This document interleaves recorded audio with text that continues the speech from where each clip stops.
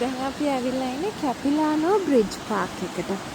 මේ පාක් එක මෙතන මේ තියෙන රේන් ෆොරස්ට් එකක්. එහෙම නැත්නම් අපි කියන්නේ වැසි වනාන්තරයක් කියලා. ඉතින් මේක ඇතුලේ ලක්ෂණක ඔක්කොම මිනිස්සුන්ට ඇවිල්ලා බලන්න පුළුවන් විදිහට හදලා තියෙනවා. ටුවරිස්ට් ඩෙස්ටිනේෂන් එකක් විදිහට හදලා තියෙනවා. ගොඩාක් ලස්සනයි. මම මේකේ වීඩියෝ එකක් ගේන්නම්. ඉතින් එතකම මට හිතුණා මේක දකින්නකොට ඔයගොල්ලොත් එක්කලා මේක බෙදා ගන්නට මට ඉන්නම බෑ කියලා.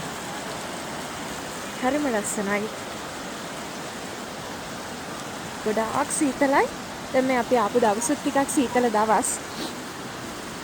අපු වෙලා ආවිනම් මගේ නහය හොඳටම බර වෙලා. මම දන්නවා ලංකාවෙත් මේ වගේ ලස්සන තැන් තියෙනවා.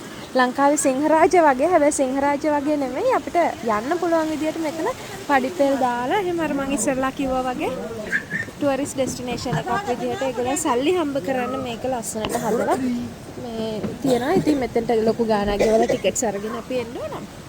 ඒත් ඒක හරි වටිනවා ඉතින්.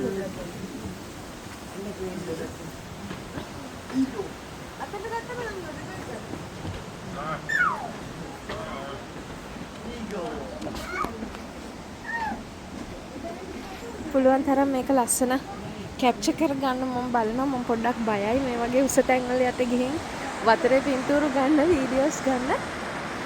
ඒත් ඉතින් මේ ලස්සන දැකපුවාම කොහොමද වීඩියෝ එකක්, ෆොටෝ එකක් නොගෙන ඉන්නේ?